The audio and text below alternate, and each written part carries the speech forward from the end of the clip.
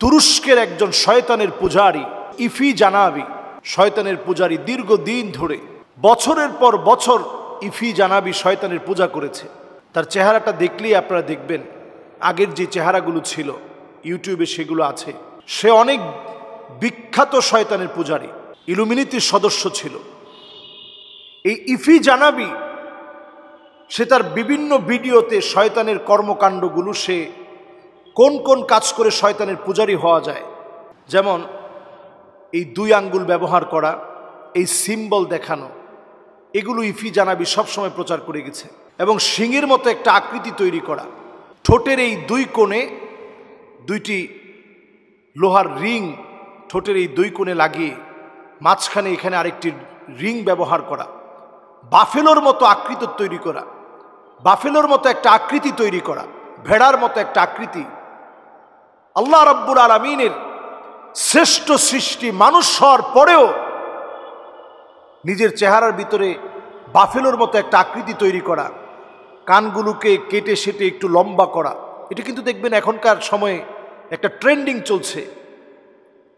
অনেকেই চায় যে আমি আমার চেহারাকে একটু বিকৃত করব, বিভিন্ন ট্যাটু এঁকে, এরপরে কানটাকে একটু বিকৃতভাবে কানের ভিতরে 2টা রিং লাগিয়ে, এখানে আরও অনেকগুলো রিং লাগিয়ে, মাথার চুলটাকে একটু অন্যরকম কাটিংয়ে কেটে, কেমন যেন একটা ভিন্ন রুচির, ভিন্ন গ্রহের মানুষ নিজেকে প্রমাণ করা। এটা শয়তানের পূজারীদের কাজ। বাফেলোর মতো এই আকৃতি তৈরি করার ক্ষেত্রে ইফি জানাবি তার প্রায় সারা ওয়ার্ল্ডে 2000-এর অধিক মানুষকে তার ফ্যান ফলোয়ার বানিয়ে তাদেরকে নিয়ে সে দীর্ঘদিন ধরে শয়তানের পূজা করে যাচ্ছিল।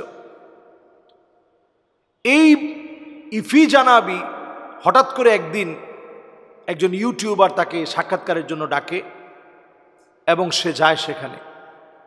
আল্লাহ রাব্বুল আলামিন কখন কাকে হিদায়াত দিবেন এটা আমরা কেউ জানি না। সে খুব নিজের শয়তানি কর্মকাণ্ডের প্রকাশ ঘটানোর জন্য সেদিন গিয়েছিল ইউটিউবারের সাক্ষাৎকারে সাক্ষাৎ দেওয়ার জন্য। সেই সাক্ষাৎকারে সে গিয়ে যখন সাক্ষাৎকার দিয়েছে, সাক্ষাৎকার দিতে দিতে সে অনেকগুলো প্রশ্ন করেছিল।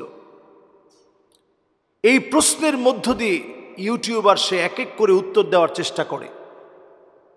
একজন মুসলিম, আপনি আপনার ধর্ম নিয়ে যদি সামান্য পড়াশোনা করেন, খুব বেশি পড়াশোনা না, সামান্য পড়াশোনা করলেও আপনি অমুসলিমদেরকে এটা বোঝাতে সক্ষম হবেন আপনার ধর্মটা সবচাইতে সুনিশ্চিত এবং বাস্তব ধর্ম। এই ইফি জানাবির একটা একটা করে প্রশ্নের উত্তর যখন দেওয়া শুরু হয়ে গেল, অন্যান্য ধর্মগ্রন্থ এবং ধর্মাবলম্বীদের যখন বিভিন্ন বিষয়গুলো তার চোখের সামনে তুলে ধরা হলো, তখন সে নিশ্চিত হলো যে ইসলাম সত্য ধর্ম। একেবারে লাইভের ভিতরে সে কালেমা পড়ে মুসলমান হয়ে গিয়েছে। সুবহানাল্লাহ বিহামদি। মুসলমান হওয়ার পরে ইফি জানাবি সে হজ করতে গিয়েছে। তার এখন চেহারার যে আগের বাফেলোর যে আকৃতি ছিল সেগুলো আস্তে আস্তে সে মুছার চেষ্টা করছে। সে মুছে ফেলবে। মুছার জন্য সবার কাছে দোয়া চেয়েছে, সময় চেয়েছে, এবং আল্লাহর ঘরে গিয়ে সে নিজে বলছে যে আমি সবচেয়ে বেশি প্রাউড ফিল করছি, একটা শান্তি অনুভব করছি, আমার হৃদয়ের ভিতরে যেন শান্তি অনুভূত হচ্ছে। আল্লাহর ঘরে যাওয়ার পরে আমার কাছে মনে হয়েছে প্রত্যেকটা দৃষ্টিপাতে আল্লাহ রাব্বুল আলামিন যেন আমাকে কাছে টেনে নিচ্ছেন। এতদিনের দূরে থাকা দূরত্ব, শয়তানের পূজারী হয়ে আমি যে অন্যায় করেছি, আমার কাছে মনে হচ্ছে আল্লাহ তাআলা প্রত্যেক বারে বারে আমাকে একটু কাছে টেনে নিচ্ছেন। যতজন আজকে পৃথিবীতে ইসলাম গ্রহণ করছে, দিন দিন এটার সংখ্যা শুধু বেড়ে যাচ্ছে। আপনি অন্যান্য ধর্মাবলম্বীদের দিকে তাকায় দেখেন, খ্রিস্টানরা মুসলিম হচ্ছে, হিন্দুরা মুসলিম হচ্ছে, বৌদ্ধরা মুসলিম হচ্ছে। যারা কোনো ধর্মই মানত না, শয়তানের পূজারী, অমুসলিম ছিল, তারা ইসলাম গ্রহণ করছে। আর আল্লাহ তাআলা আমাকে আপনাকে মুসলিম হিসেবে আল্লাহ তাআলা জন্ম দিয়েছেন। আমি মুসলমানের ঘরে জন্মগ্রহণ করেছি। আমাদের কত সৌভাগ্য। প্রত্যেকটা মানুষকে আল্লাহ রাব্বুল আলামিন ইসলামের উপরেই আল্লাহ রাব্বুল আলামিন কবুল করেন। ইসলামের উপরে আল্লাহ তাআলা তাকে পৃথিবীতে পাঠান। ফাআবাওয়াহু ইউহাউইদানিহি আও ইউনাসসিরানিহি আও ইউমাজ্জিসানিহি, এরপর মা বাপ হয়তো ইহুদি, খ্রিস্টান, অগ্নি পূজারী, শয়তানের পূজারী, তখন তারা তাদের মতো করে ওই মা বাবা পরিবেশগত কারণে তাদের মতো করে সে বড় হয়ে ওঠে। এর মধ্যেও যাদেরকে আল্লাহ তাআলা কবুল করেন তারা দ্বীনের দিকে ফিরে আসে। যতজন লোক ইসলামের দিকে ফিরে আসছে, ইন্নাল ইসলাম ইয়াহদিমু মা কানা ক্বাবলাহু, আগে যত গুনাহ, যত অন্যায়, যত যা করেছেন, ইসলাম গ্রহণ করা মাত্রই সকল গুনাহগুলো আল্লাহ রাব্বুল আলামিন মুছে দিবেন। আপনি ইসলাম গ্রহণ করছেন, করা মাত্রই আল্লাহ রাব্বুল আলামিন সব মুছে দিবেন। আগের সকল গুনাহ, সকল অন্যায়, সকল অপরাধ সব আল্লাহ রাব্বুল আলামিন তখন মুছে দেন যখন আপনি আল্লাহ রাব্বুল আলামিনের জন্য, আল্লাহ রাব্বুল আলামিনের কাছে নিজেকে সঁপে দিয়ে আল্লাহ রাব্বুল আলামিনের জন্য আপনি হয়েছেন। আল্লাহ রাব্বুল আলামিনের জন্য আপনি যখন নিজেকে সঁপে দিয়েছেন, কান্নাকাটি করেছেন, আপনাকে আল্লাহ রাব্বুল আলামিন এতটাই কবুল করবেন, সুবহানাল্লাহ বিহামদিহি।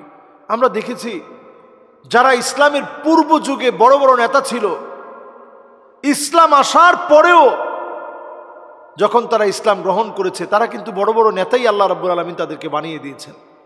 ইসলাম কিন্তু আপনার সম্মান বৃদ্ধি করেছে।